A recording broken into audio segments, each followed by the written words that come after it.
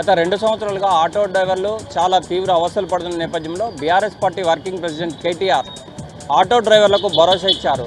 స్వయంగా తానే ఆటో డ్రైవర్లకు 5 లక్షల బీమా సౌకర్యం కల్పిస్తానన్న నేపథ్యంలో రాజన్న సిరిసిల్ల జిల్లాకు సంబంధించి వీర్నపల్లి మరియు ఎల్లారెడ్డిపేటలో ఇటు ఆటో డ్రైవర్లు పెద్ద ఎత్తున హర్షం వ్యక్తం చేయడమే కాదు, BRS party working president KTR చిత్రపటానికి పాలాభిషేకం చేసినటువంటి పరిస్థితి.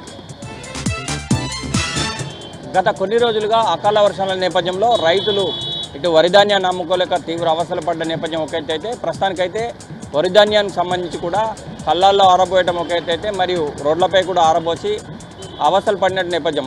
మొత్తం మీద అయితే వరిధాన్యం పరిస్థితి ఇలా ఉంటే, ఇంకోవైపు ఇటు పత్తికి సంబంధించినటువంటి తెల్ల బంగారం అంటే దీనికి సంబంధించి కూడా కొనుగోలు విషయంలో గత 4-5 రోజుల నుంచి డైలమా నడిచిన నేపథ్యం. నిన్న మొత్తం కూడా BRS party working president KTR దీనిపై ఇటు ఆదిలాబాద్ జిల్లాలో పర్యటించిన ఒక ఎత్తు అయితే, మరోవైపు నేటి నుంచి కొనుగోళ్లు ప్రారంభమైనటువంటి పరిస్థితి. కానీ ఏదేమైనా కానీ పత్తి రైతులు మాత్రం తీవ్ర ఆవేదన వ్యక్తం చేస్తున్నటువంటి పరిస్థితి అయితే మనకు కనిపిస్తుంది. ఎందుకంటే అకాల వర్షాల నేపథ్యంలో రావాల్సిన దిగుబడి రాలేదు ఒకవైపు, మరోవైపు సిసిఎస్ కొనుగోలు కూడా జరగని నేపథ్యంలో తాము తీవ్రంగా నష్టపోతున్నామని, కనీసం పెట్టిన పెట్టుబడి కూడా వస్తుందో రాదని చెప్పి తీవ్ర మనోవేదన వ్యక్తం చేస్తున్న వైపు ఒక ఎత్తు అయితే, మరోవైపు త్వరితగతిన తమకు సంబంధించినటువంటి పత్తిని కొనాలి, లేకుంటే మాత్రం ఉంటుందని చెప్పి ఆవేదన వ్యక్తం చేస్తున్నటువంటి పరిస్థితి కనిపిస్తోంది.